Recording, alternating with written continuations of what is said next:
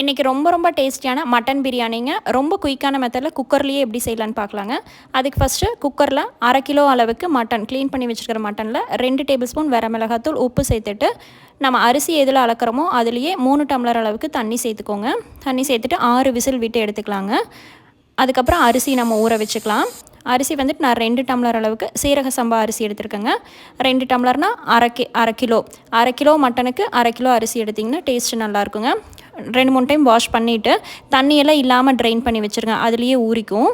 தாளிப்புக்கு 2 table spoon அளவு தேங்காய் எண்ணெய் சேர்த்துக்கோங்க. தேங்காய் எண்ணெய் டேஸ்ட் போது பிரியாணி டேஸ்ட்டாக இருக்கும். ஸ்பைசஸ் எல்லாம் சேர்த்துட்டு கருவேப்பிலை தழை, 2 பெரிய வெங்காயம் ஸ்லைஸாக கட் பண்ணி சேர்த்துக்கோங்க. 2 பச்சை மிளகா சேர்த்துட்டு நல்லா கோல்டன் ப்ரௌன் வர வரைக்கும் வெங்காயம் வணங்கட்டுங்க. அப்போ தான் பிரியாணி கலர் கிடைக்கும். ஒரு பெரிய சைஸ் தக்காளி கட் பண்ணி சேர்த்துட்டு தக்காளி வணங்குறக்குள்ளே ஒரு 10 சின்ன வெங்காயம், 10 பல் பூண்டு, 2 துண்டு இஞ்சி, 2 டேபிள் ஸ்பூன் சோம்பு சேர்த்திக்கோங்க. ஒரு துண்டு பட்டை சேர்த்திட்டு நம்ம மிக்ஸி ஜாரில் ஒரு 1/4 டம்ளர் தண்ணி விட்டு நல்லா நைஸாகவே அரைச்சி எடுத்துக்கலாங்க. வெங்காயம் தக்காளி நல்லா கொலைய வணங்கினதையுமே நம்ம அரைச்சி வச்சுட்டு இஞ்சி பூண்டு பேஸ்ட்டும் சேர்த்திட்டு எல்லாத்தையும் ஒரு மிக்ஸ் பண்ணிவிட்டு ஒரு கொதி விட்டுருங்க. அதுக்கப்புறம் நம்ம குக்கரில் விசில் விட்டு வச்சுருக்கிற 1/2 kg மட்டன் மட்டும் சேர்த்திக்கோங்க. தண்ணி இருக்கட்டும்.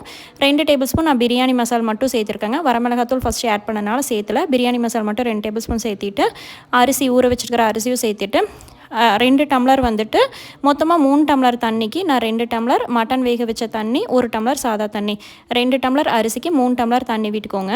சரியாக இருக்கும். தயிர் ஒரு கரண்டி, லெமன் சேர்த்திட்டு பிரியாணிக்கு தேவையான அளவு உப்பு சேர்த்திக்கோங்க.